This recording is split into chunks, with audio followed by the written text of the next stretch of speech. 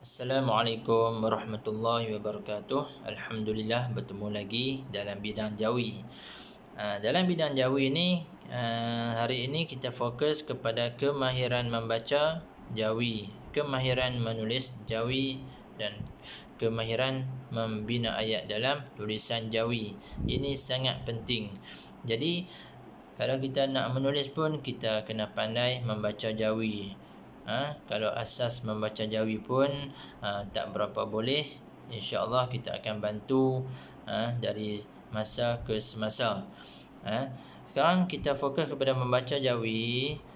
Yang dah pandai membaca tu alhamdulillah, tahniah, tetapi ada di kalangan kawan-kawan kita yang masih belum mahir membaca jawi, menulis dan membina ayat. Jadi ustaz akan baca teks ini untuk rujukan semua. Untuk rujukan, apabila kita tak lancar jawi, kita boleh rujuk di sini dan boleh ulang-ulangkan video ni. Okey, baik, kita terus membaca. Forensik di Malaysia.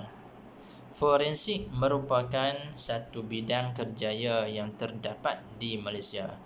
Unit ini membantu pihak berkuasa menyelesaikan isu jenayah yang berlaku di negara ini.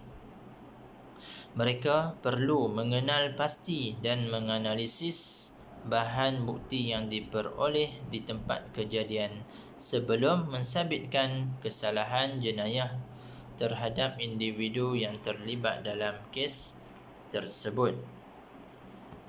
Okey. Kita tengok makmal forensik Polis Diraja Malaysia.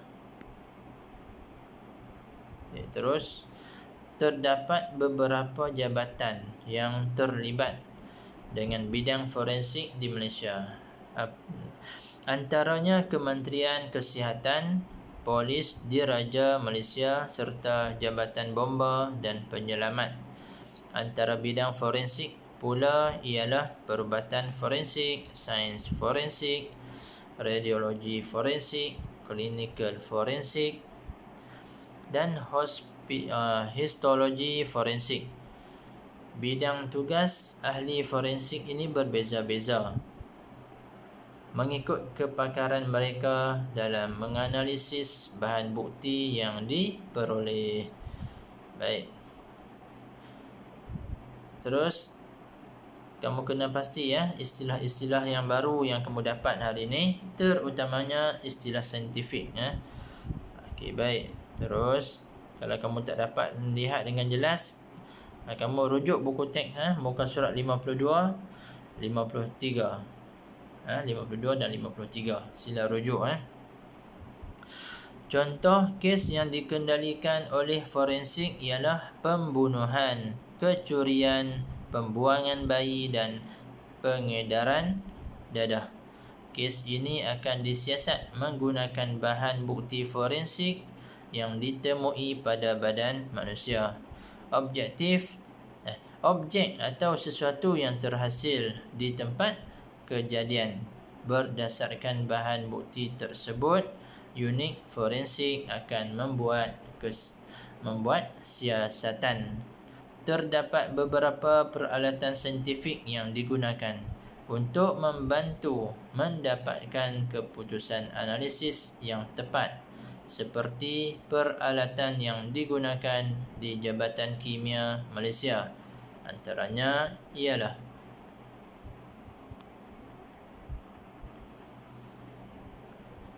kromatografi gas dengan mass selective detectors, genetic analyzer.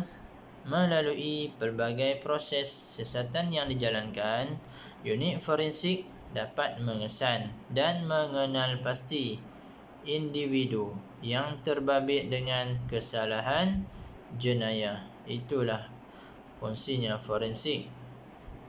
Siasatan forensik ni. Okey, baik.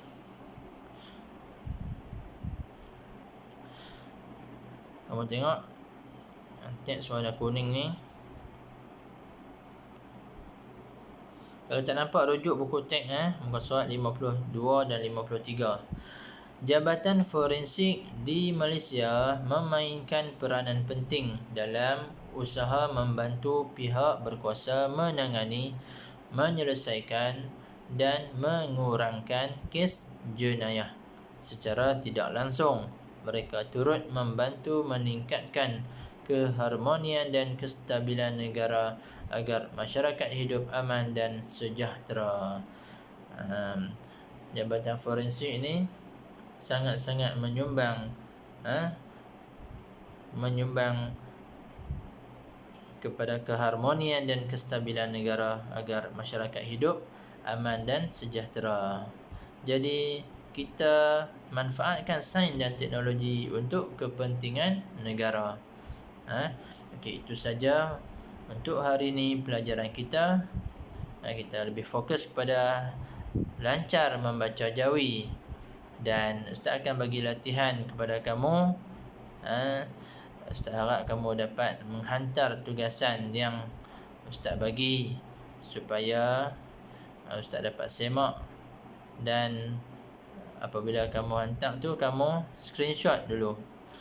Kamu screenshot latihan kamu kat Ustaz. Ustaz akan semak juga dan hantar semula, send semula, WhatsApp kamu semula apa yang dah kamu buat.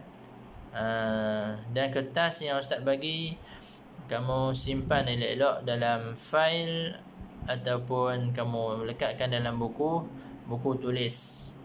Buku tulis single line, buku tulis biasa tu yang pendek tu kan. Dan tu simpan. Siapa yang tak ada printer, kamu boleh salin di buku tulis tu. Satu buku saja kita guna. Habis buku tu baru kita sambung buku lain pula. Semua kita akan kumpulkan dalam satu buku saja. Bidang Jawi, akidah, Al-Quran ke apa, semua kita guna satu buku sahaja. Baik, itu saja daripada Ustaz. Assalamualaikum warahmatullahi wabarakatuh.